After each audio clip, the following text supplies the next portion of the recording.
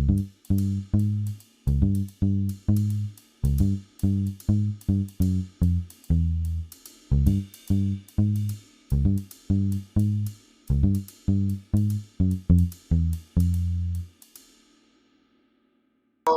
right.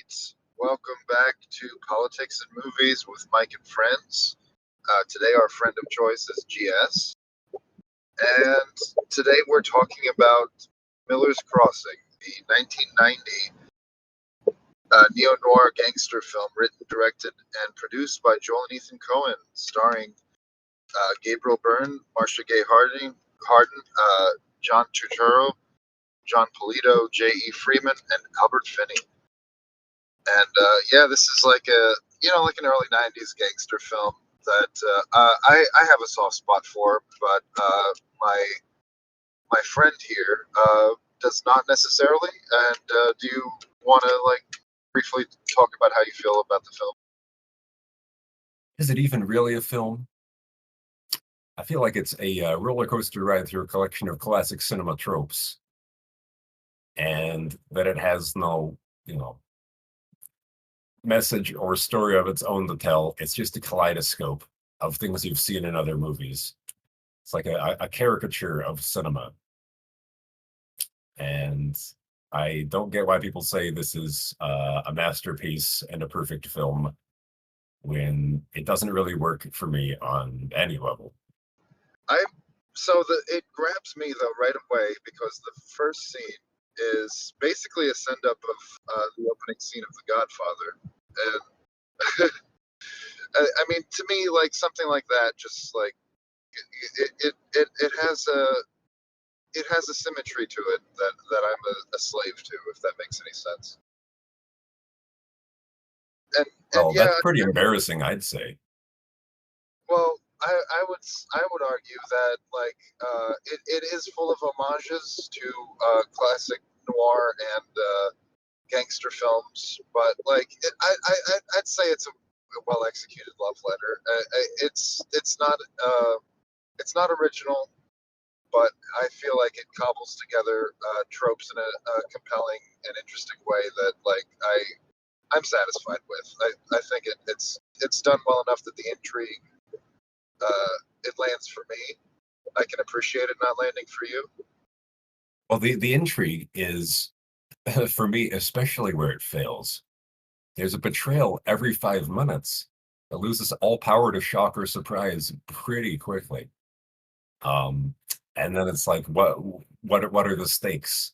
Like, how am I supposed to care when, you know, if you subvert things too often and try to give us a left hook out of nowhere, then we see it coming and we stop caring. We become numb to the blows, much like our Irishman throughout the film, who seems unfazed by most every beatdown that would send a real person and not a cartoon character to the hospital.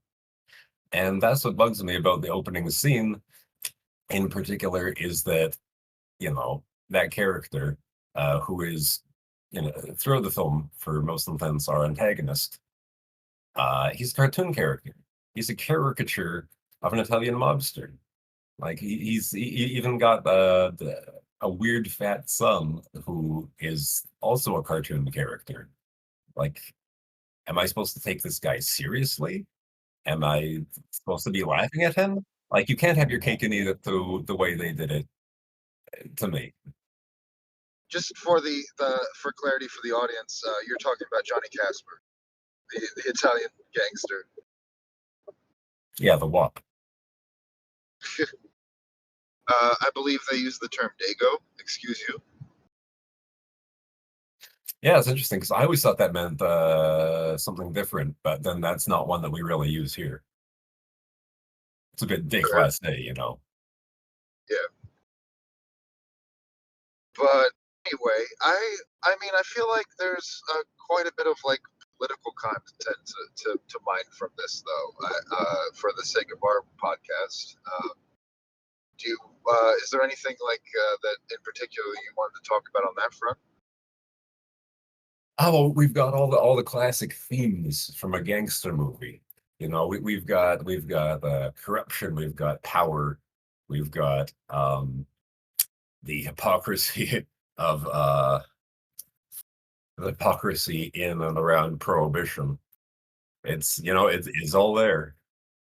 Although I will say the one funny thing is that one of the two instances from throughout the movie that I can remember of someone displaying any manner of integrity was the police chief refusing to drink while on duty, even though his duty is being a thug. Right. I thought that was funny. Yeah. Yeah, he knows which side his bread is buttered on, but he's still a professional. And there's some funny touches like that in this, and well, it is a Coen Brothers movie, so that's not a shocker. But I mean, to your point about the intrigue falling flat because like there's too much double crossing, I would argue that um, that we know what Tom is trying to do, and we're just along for the ride. We're going to see if he pulls it off. I think that's most of the bulk of like what we're following the film for.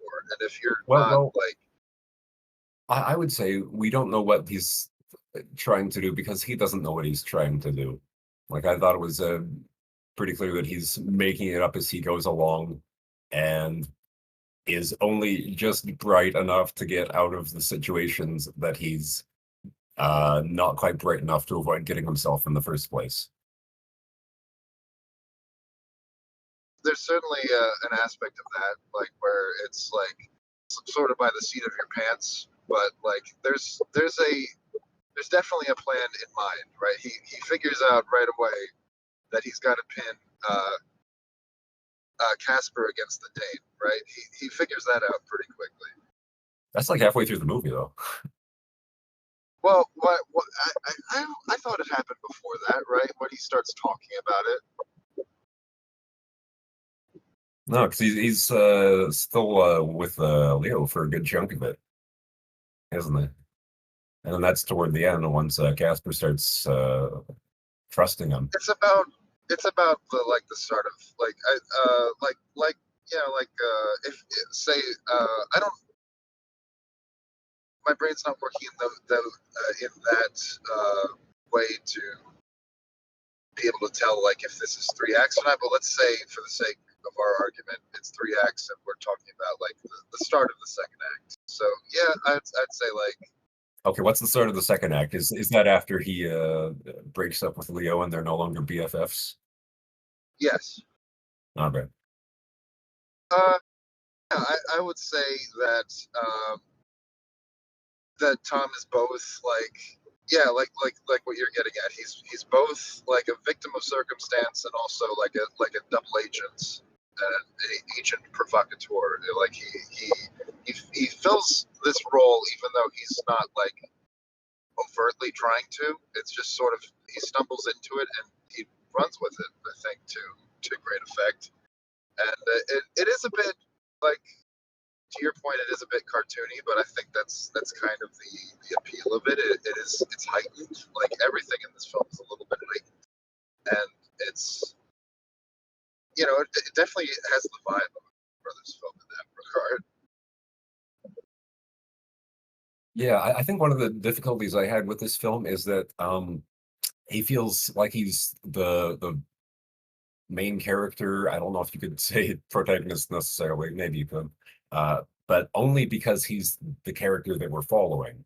Like you could easily have chosen John Turturro's character to be the protagonist instead.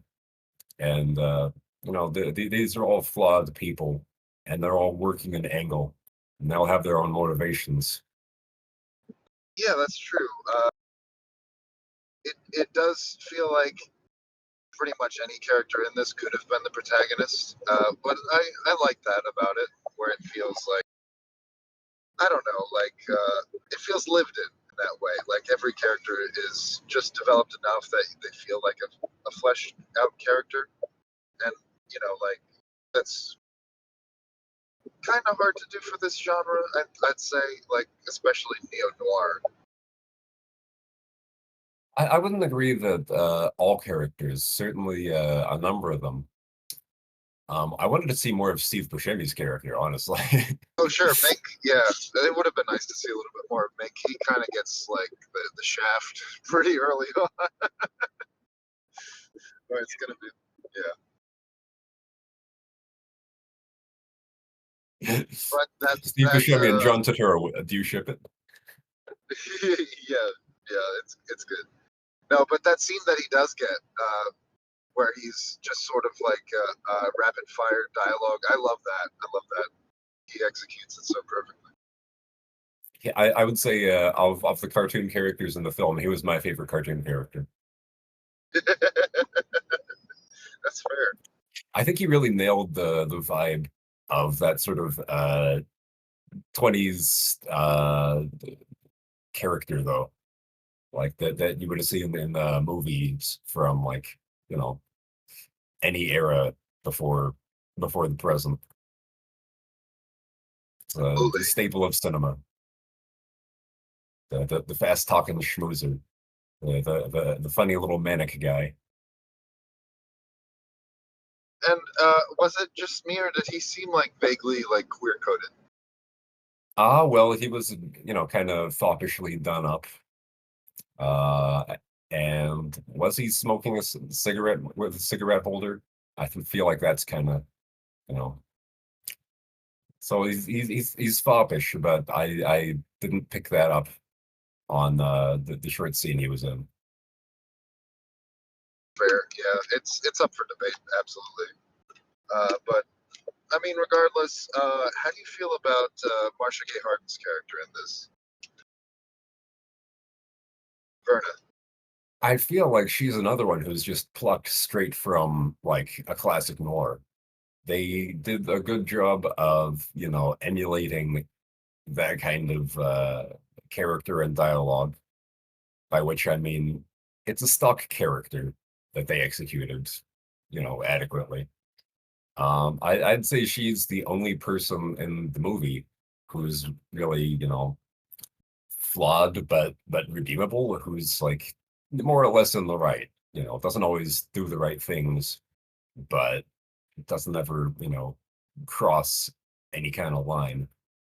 And therefore would be the, you know, the most classical, albeit the most boring protagonist. If you know were to pick a different one from out of our menagerie of ne'er do Sure. wells. Yeah, I could definitely see that. She's tough. She's no nonsense, but she's vulnerable, and you know, she has passions and aspirations, and is uh fighting for, you know, to make her way in this rainy town full of smelly men. Well, switching gears, how do you feel about the way political agencies are depicted in this film? Like, notably, like the chief of police and the mayor.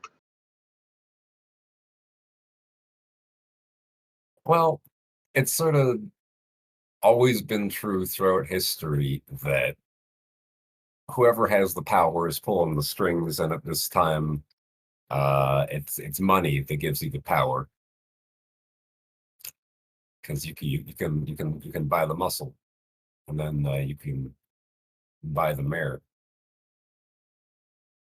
And it being more transparent is preferable in some ways because you know what's up, and nobody has any illusions, right? Nobody's gonna go around bootlicking too much unless there's material gain. It's not a position of moral superiority and self-righteousness. The fact that we can, you know, just take for granted the way these mechanics of corruption work at this time is, I don't know. I feel like there's not actually too much to say there. I would agree because of the way that it's set up. It's almost played for laughs. How inept and nothing the both the chief of police and the mayor are, because as soon as the going gets tough, they both kind of like fuck off and like just disappear like they're common mooks, just like going into hiding or something. And they're are arguably, or in theory, supposed to be like two of the most powerful political figures, but they're just like it's almost played for laughs, is what I'm saying. Is like how nothing they are, how like essentially worthless. Well, there's, layers to all of this. Yeah, By which I mean your average person living in this time who isn't connected to any of these, mob dealings, that's not going to matter to them, because the mayor's office does still handle all the, civic responsibilities that a mayor's office does and keeps the city running. And the police presumably are out there doing some police-like activities that you would, hope that police would be doing. And they just also happen to, be caught up in this underworld and these protection rackets and the smuggling and the whatever else, the perfidy. So to the average person living in this town, I don't know that that's super relevant. Uh, but it's only on this layer of being inside the underworld where that really becomes an issue. And this idea of layers to it is presented pretty early on in the opening scene. If you can't trust a fix, what can you trust? So even the player is being played. And who's at the top? How far does it go? Power games within power games. It's also very petty and infantile. I feel like therapy could have like fixed all of them, and then yeah, certainly couldn't have hurt. see, I'm trying to set a boundary here, and you keep crossing over it, and I might have to do something about that. Something that involves your kneecaps. Capiche?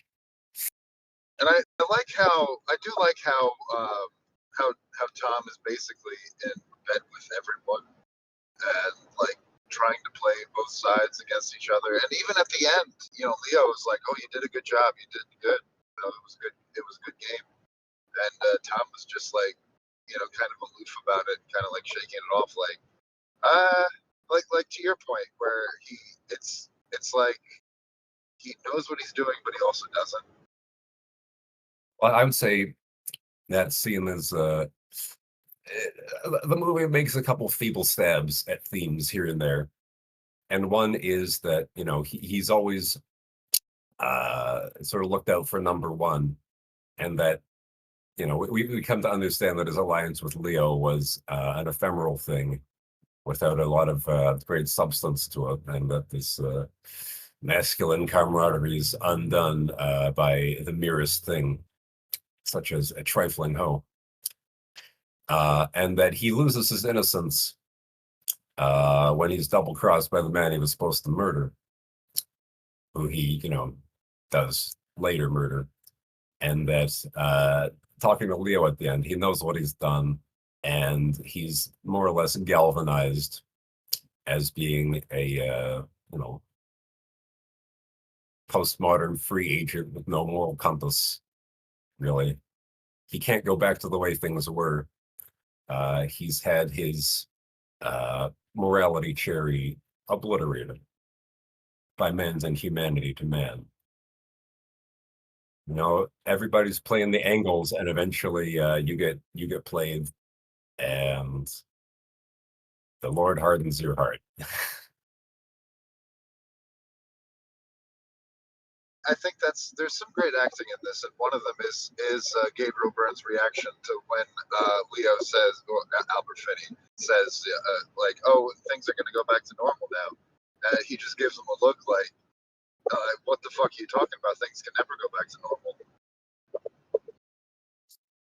I don't know about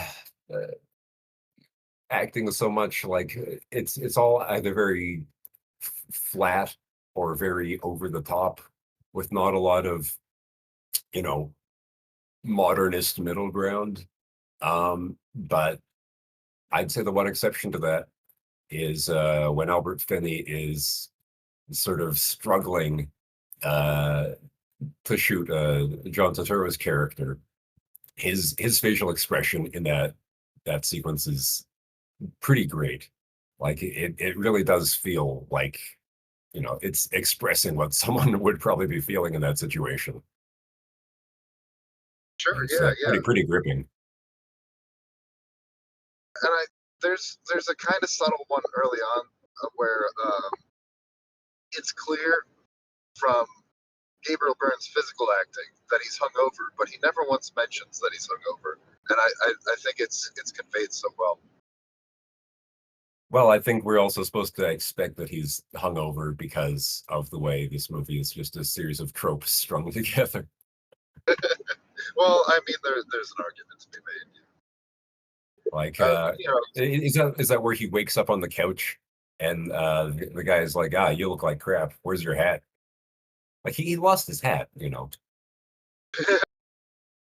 Clearly I something think was so. going I on. think so.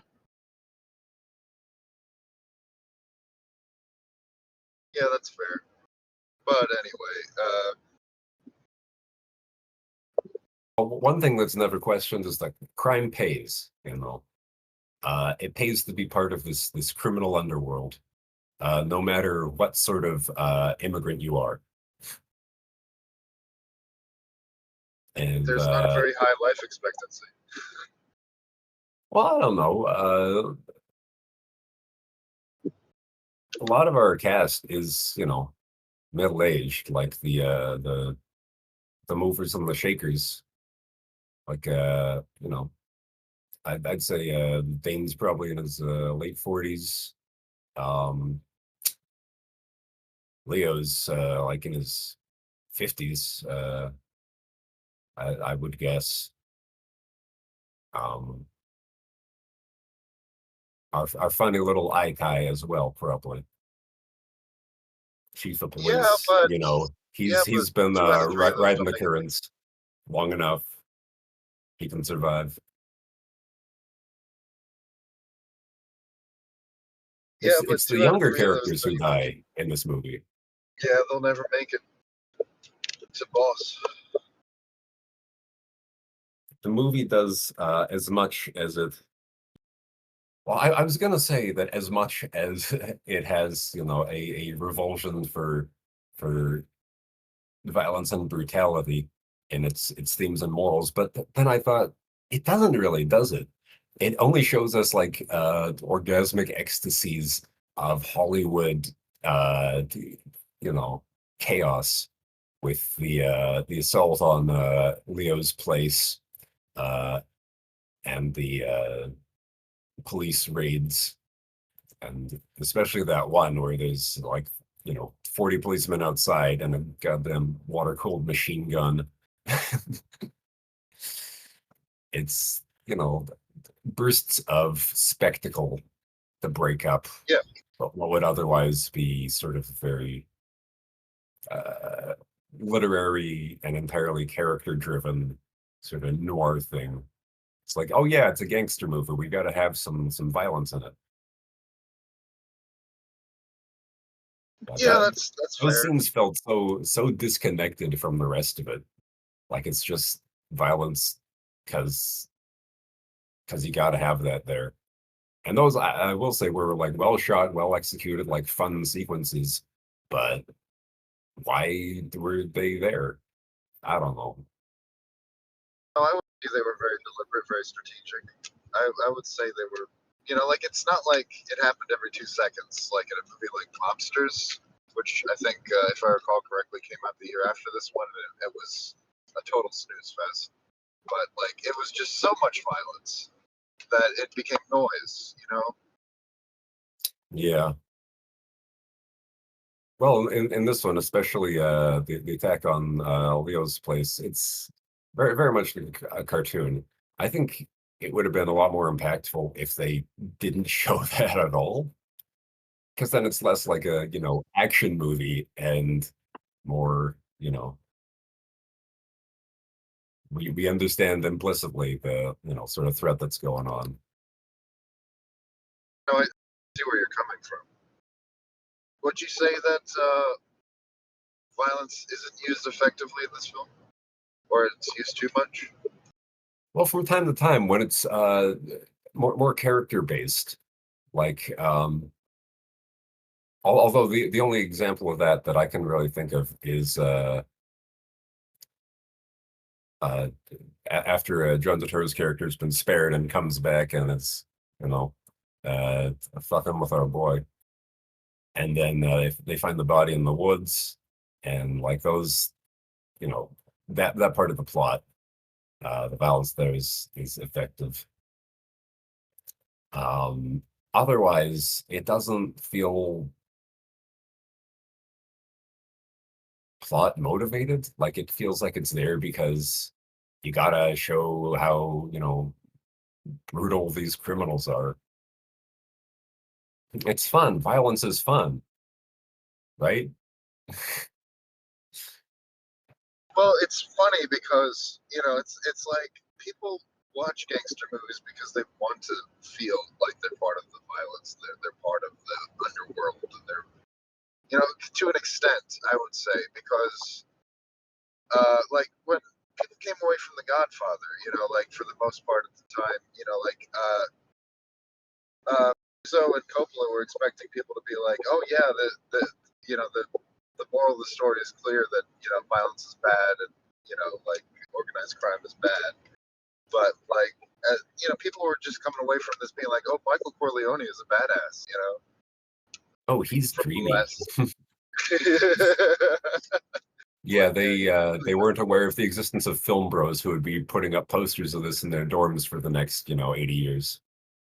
Well, trust people to have smooth brained takes on movies and miss all the subtext and themes, and just take away violence is cool and people who can do violence are cool. 'Cause it's that power fantasy, which is I think a bit of a misunderstood term, because it's not just about it's not always, I should say, just about being the big dick haver who can swing it around with impunity. No, it's a competence fantasy, an agency fantasy, um, Sure. and all those other things. Yes. It's having the ability to solve your problems and have a skill set that you can rely on and achieve things that matter. It's a mattering fantasy. Yeah. No, I would agree. I think that's spot on. That's a very pre-modern cinema. All those sort of base and uh juvenile uh desires, aspirations, and noir, of course, being a bit more straddling the line between modernism and postmodernism, where things are a bit more real, the stakes are a bit more um normal, where you do have like some heightened stuff, but it's still just very human motivations, right? Where you just want to make your way in the world and maybe get in a bit of romance, and that's often what it boils down to. But of course, people being people, it's complicated, often by their own foibles. And I mean, in the in case of The noir, Godfather, you do have this like sort of grandiose tragedy quality to it. yes. A real stirring pathos that I don't think you get in Miller's Crossing. That's fair. I mean, it's definitely not fair to compare them. Yeah, I would argue that The Godfather is leaps and bounds above it. But like, I like this movie. Why? I don't know. it's fun. It's got a je ne sais quoi. It's got a joie de vivre. I don't know. The only thing I liked about it was a couple little like uh bizarre little human moments that sort of make you stop and blink. Like when uh when our boy's been apprehended by the Italians, and they leave him in the room with giant Billy Madsen, whoever that was. Just a sec, I got to make sure I'm referring to the right guy. Is that the name of the actor who cuts off the guy's ear and does the little dance in Reservoir Dogs? No, you're thinking of no. You're thinking of Michael Madsen. Oh yeah, giant Michael Madsen, and he hits him in the face with a chair, and he's says, "Oh, geez," like that was entertaining to me. That was a very Cohen moment, and there are a few of those sprinkled throughout, but they feel so misplaced because those are something a bit different, a bit original, a bit unexpected, and that's not what you're uh, offering us here. That's not the appeal of this dish. We want our cinema pablum, a processed mulch of things we've seen before. Oh, I know that trope. I clapped. I clapped when he shot the guy. All right. Well,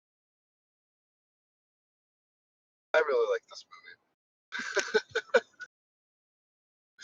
I don't know. It just has a charm for me, a Cohen charm, and like yeah, you could argue that it's not their most like it's certainly not their best crime drama. I would argue that's probably No Country for Old Men, but Is that a crime drama? I just thought of that as a thriller. It's not about I'd the say crime. it's about the crime. It's about the drugs. Yeah, it's about the drugs.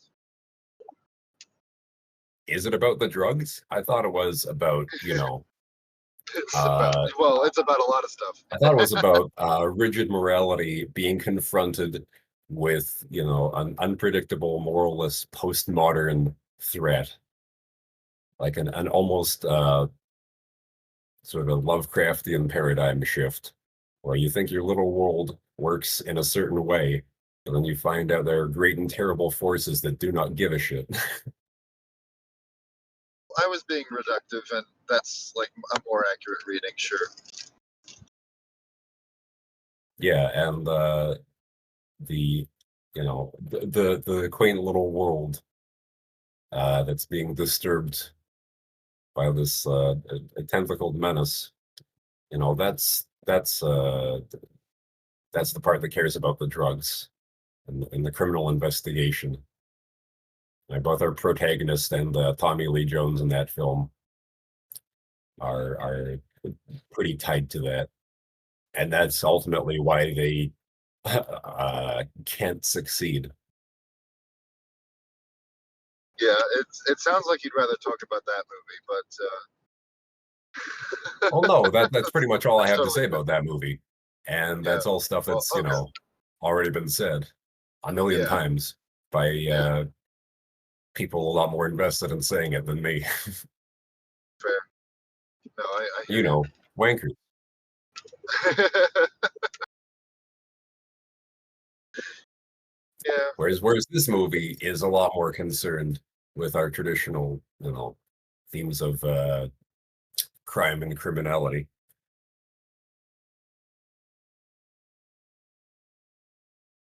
Um. This But this what? definitely plays the hits. Yeah. We even have the broad, right? The tough broad, and men desire all these things. Money, power, uh, carnal delights. Uh, but you have to earn one of those. I mean, you can buy it, but it's hollow, empty, hot dog down the hallway, right? I guess with I them. think it would be interesting if we had another female character in this.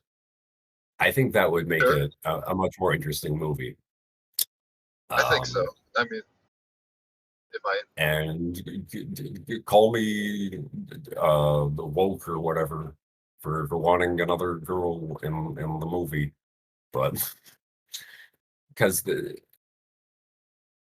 a Which few one like again? What? basic themes around your classical noir dame, right? She's vulnerable, but she's also sort of tough and empowered, and the way those things are balanced and how they relate to the different characters in the film, but also the fact that she's intrinsically desirable, seen here by the fact that she's being wooed by at least two men, who knows how many more, because she gets to play the angle of having a certain anatomical configuration, and that's her intrinsic value, and a lot of her other agency and involvement in the plot stem from that.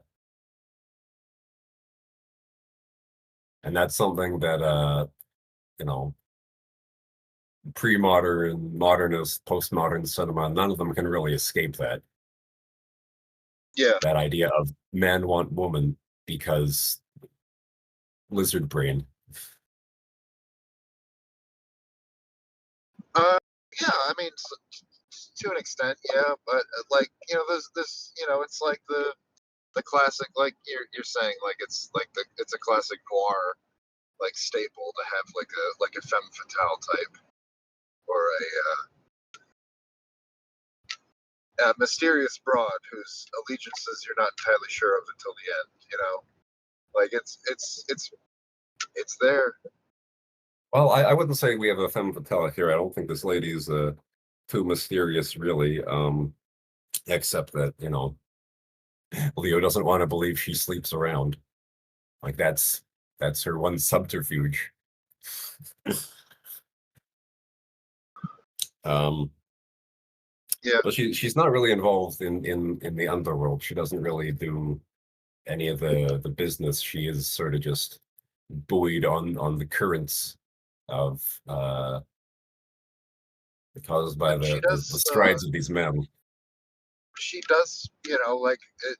One of the big plot points of the film is she leverages her relationship with Leo to save her brother.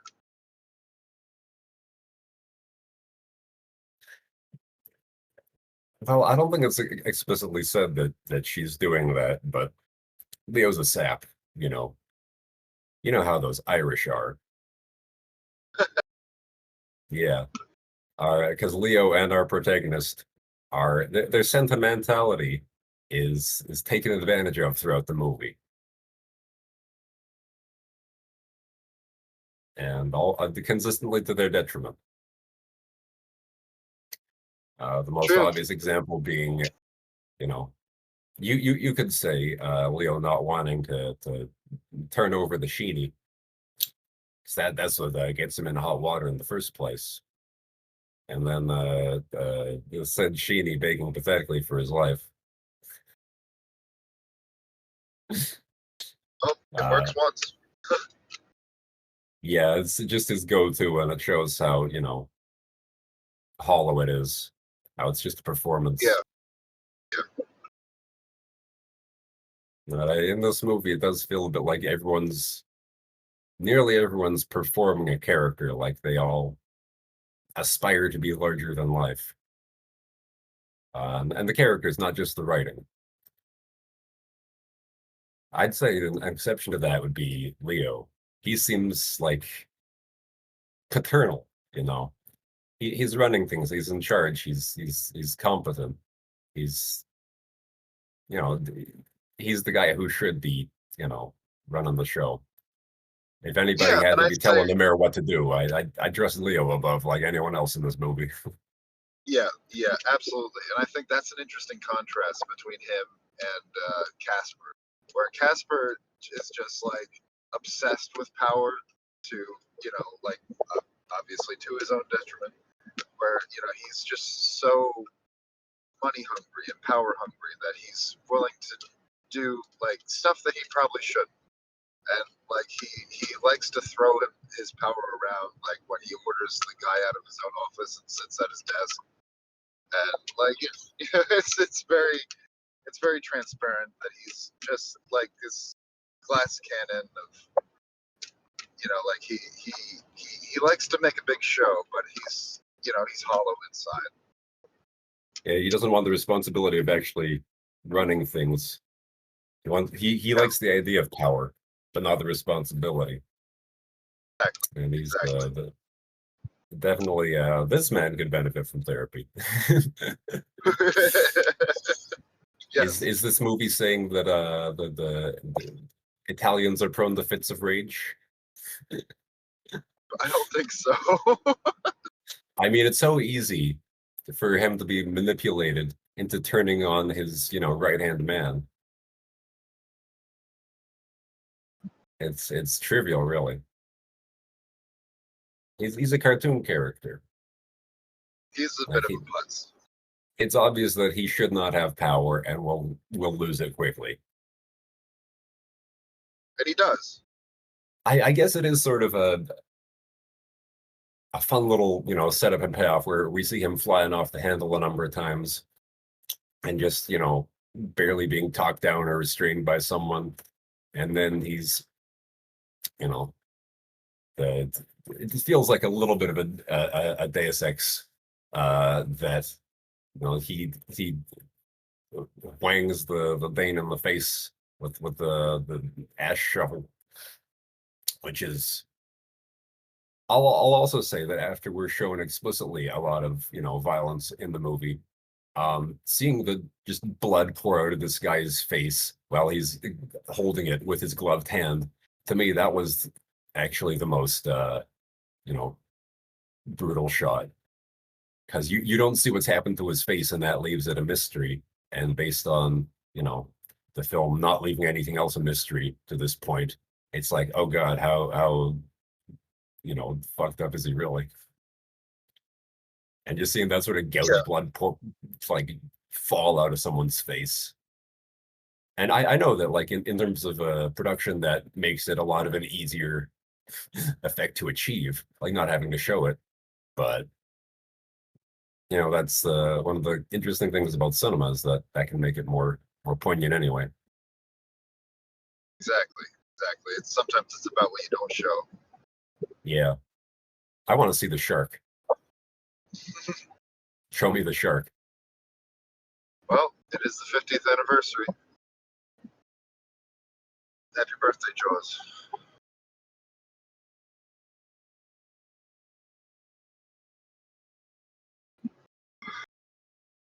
So,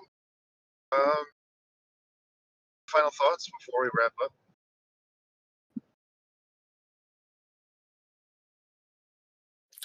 Yeah, is it possible for men to have meaningful relationships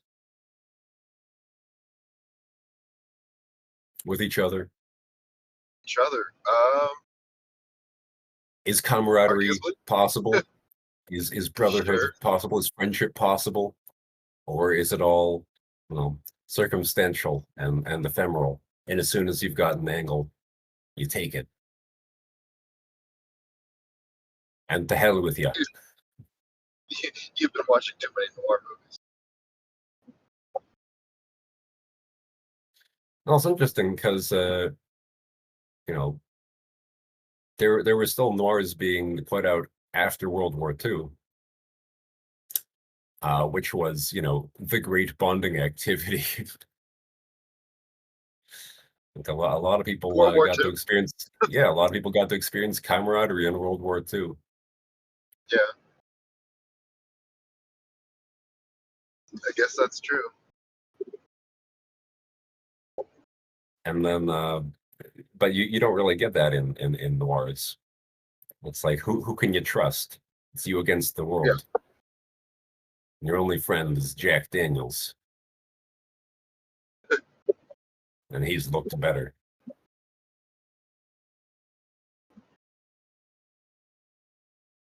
Yeah, I don't trust any friends I can't drink. A good policy. Solid. Yeah, I think it's All also right. interesting to reflect on that throughout most of history, people have been, at the very least, buzzed pretty much all the time.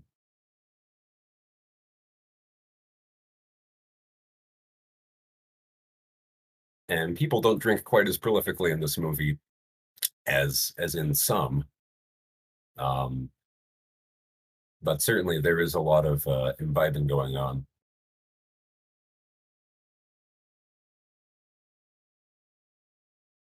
Maybe amongst the Irish characters more than some of the others. And I don't know if we're supposed to read anything into that. Oh, say that one more time. How far back? The just the last thing about how much we're supposed to read into that. I don't remember what I said. Oh fuck.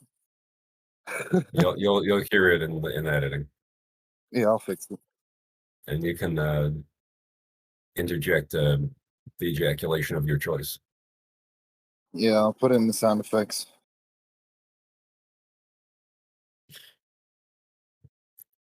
So So it's interesting that we can sort of take for granted that, especially the men, may be a bit more aggressive, a bit more impulsive, a bit less level-headed because of that. Um, but like I said, that was throughout most of human history, right? Because it's not too hard to ferment stuff, and people do love to escape sober reality. Because by golly, look at it, yeah, self-evident why. it's true. Well, I had another thing. okay.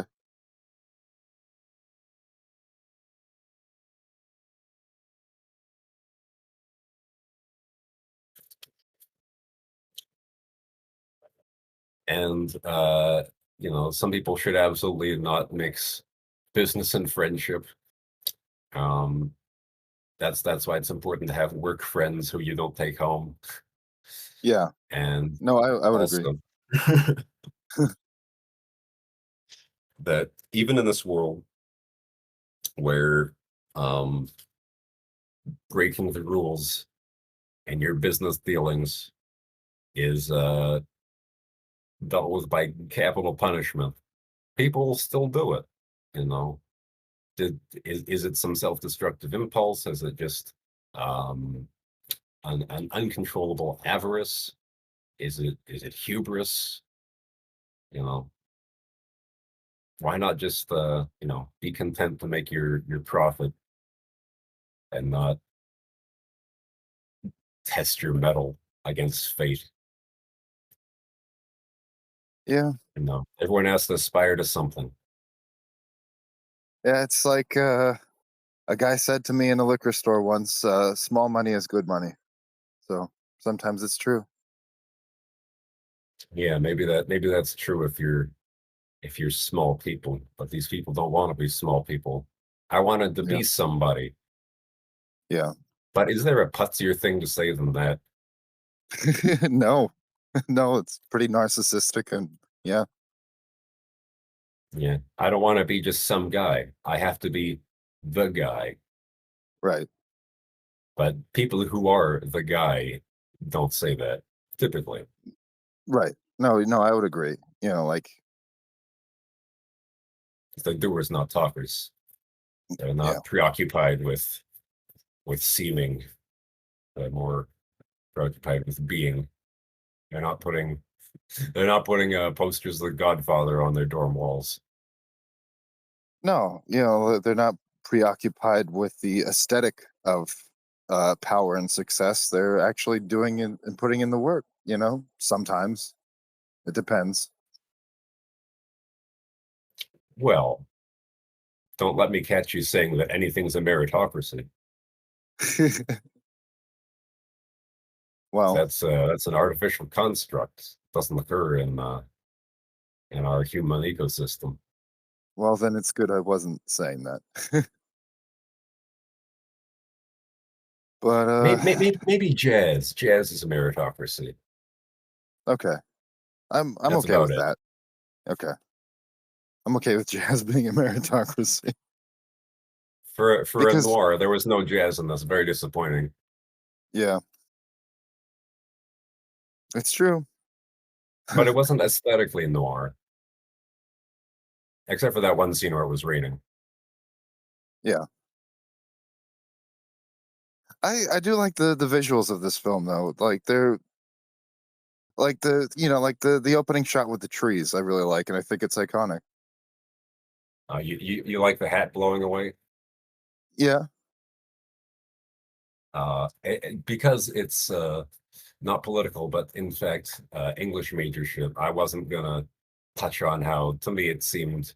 I put zero thought into it, but it seemed annoyingly self-evident how the hat is a metaphor for the soul. yeah. I mean that's fair. Yeah, I don't like that. Well, we can I sit with it. I don't like metaphors like that. I don't like stuff you have to analyze. I'm here to watch a movie, right? Yeah. Well, sometimes it's okay if a movie makes you think, though.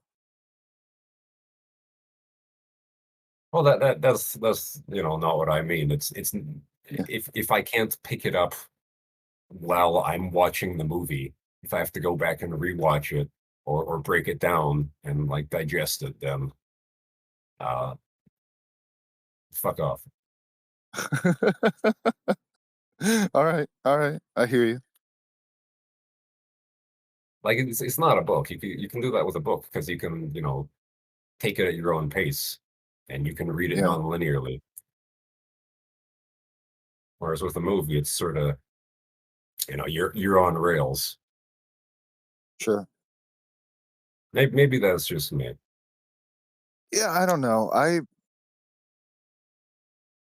never have a problem with movie trying to like be a little bit more as long as it's not. I don't know.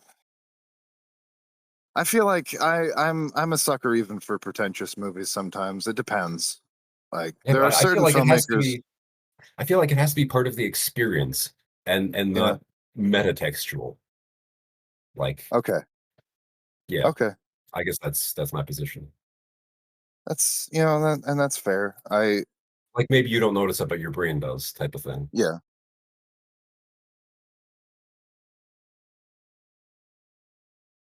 As a great man once said. Well, I think I've said plenty. Yes. Well, this was our episode on Miller's Crossing, the 1990 cult classic by the Coen brothers. And hope you guys enjoyed this episode. We had a lot of fun recording it, and hope you listened to our other stuff. And did you have any final thoughts, GS? Yeah, I liked how everyone in this movie refers to the other characters in terms of um, racial slurs, and nobody seems to care because it's just Well, the it's of the the the era. language of vernacular. Yeah, Yeah. and I feel like we could stand to be a little more like that today. Okay. Great. Not letting words hurt you because they're just Uh-huh. words, and people will always stand in the way to bully you, and it doesn't matter the form that takes. So think about the spirit of it rather than the form. All right, GS. Am I wrong? Where's the lie? Well, I mean, you're right, but also like we can't. I would I think it's hesitate more to. effective to say, "Don't be an asshole," than to say, "Don't say this word." Yeah, well, I mean, both can be true. Like you're an asshole if you say this word. I don't think that's true. It I can think be. you're an asshole if you know there's a good chance that something you do will hurt somebody, right? Yeah, well, you can hurt people with your words. I mean, you know. Exactly, but if there's not any chance of that, then it's inert. It's just a word. And Samuel L. Jackson's on my side with this one, so Great. Well, you know, go he doesn't suck an speak egg. for everyone. Well, who does? Nobody. Me, That's the that's point. who. That's the point. Nobody speaks for everyone, so you know you can't like assess how everyone will react in any given situation to any certain stimuli. So No, but we how have to about put edicts on uh-huh. things that aren't intrinsically harmful.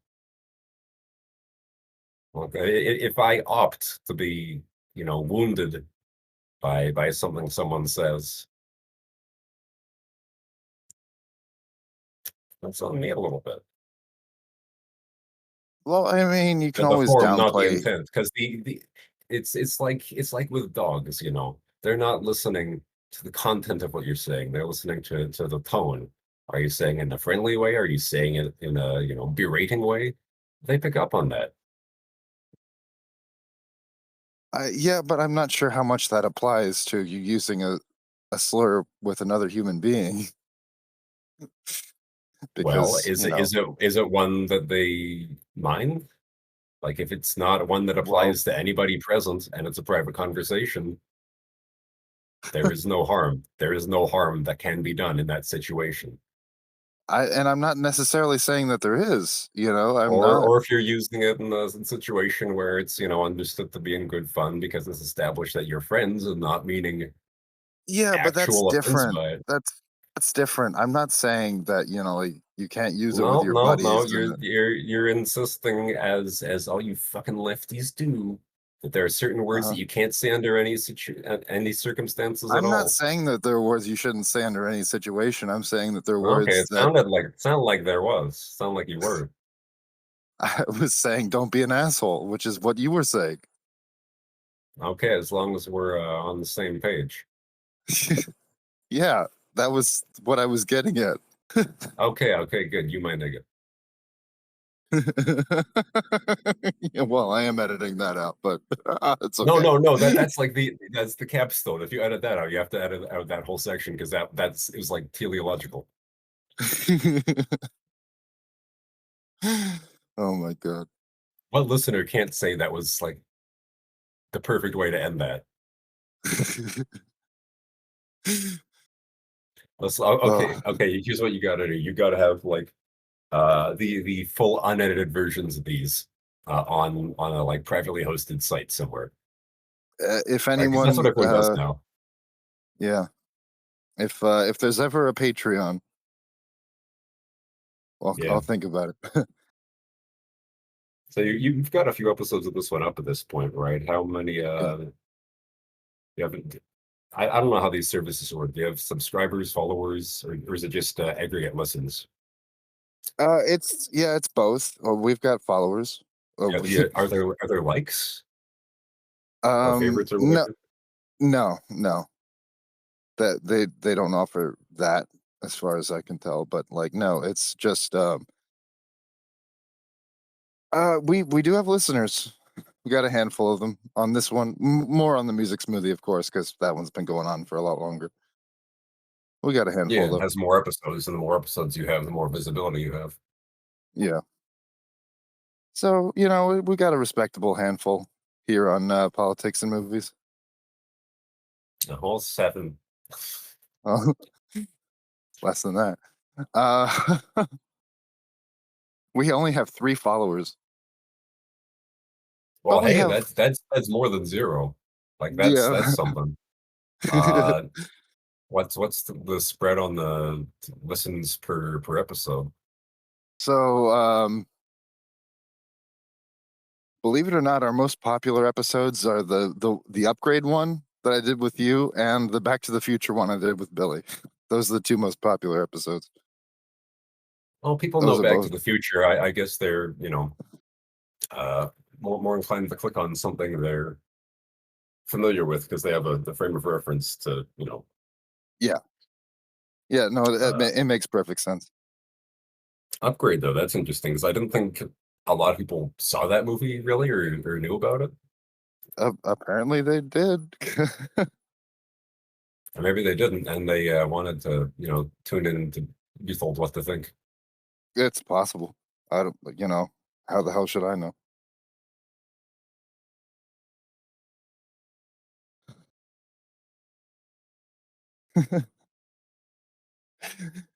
Anyway, I should wrap up the episode here. And I'll edit whatever the fuck I want to. All right, this has been our episode on Miller's Crossing, starring Gabriel Byrne and Albert Finney and all those folk, and it was written and directed by the Coen brothers. And yeah, it's a fun movie, cult classic. So you keep saying. Well, it is a cult classic. I don't think there's arguing with that. Really? Because I've But never heard of it before. okay, well, I guess in the right circles, Oh, pardon me for being in the wrong circles. I'm not in the cool kids cult. The cool kids, yeah, the cool kids watch Miller's Crossing and wear the hats. Yeah, they're all atheists.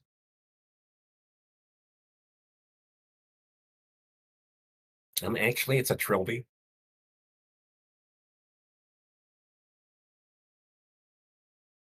All right.